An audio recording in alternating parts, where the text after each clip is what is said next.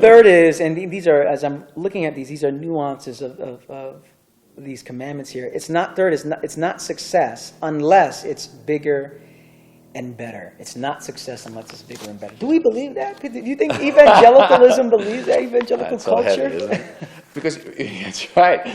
I mean, that is success, isn't it? That's the definition of success. But what's interesting is you can produce a crowd and you could be failing. You can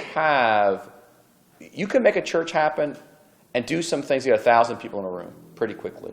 It doesn't mean you're successful. It may mean actually that you have failed because you've manipulated events and people and discarded the fact that there are seasons in God.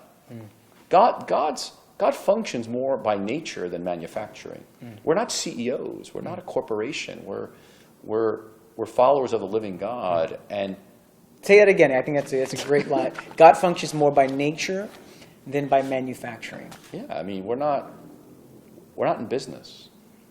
I mean, we're a body of Christ, and there are seasons in God. I mean, Jesus kept using these images of agriculture, and not just because he was in an agricultural society, but you think of Ecclesiastes, and everything there is a season.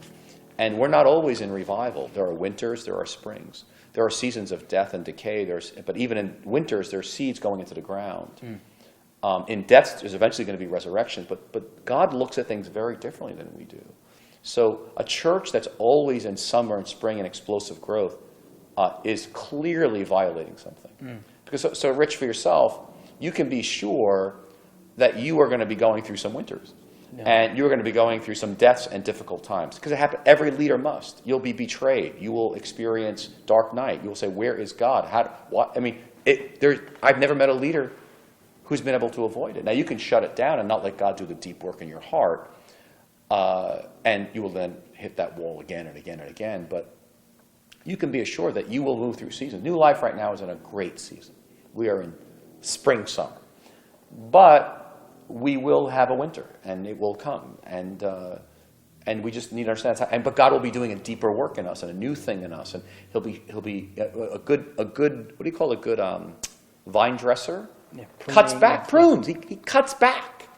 I mean, without winter, there is no spring.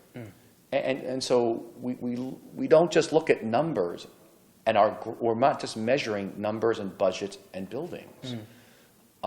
We're measuring deeper things than that. Yeah.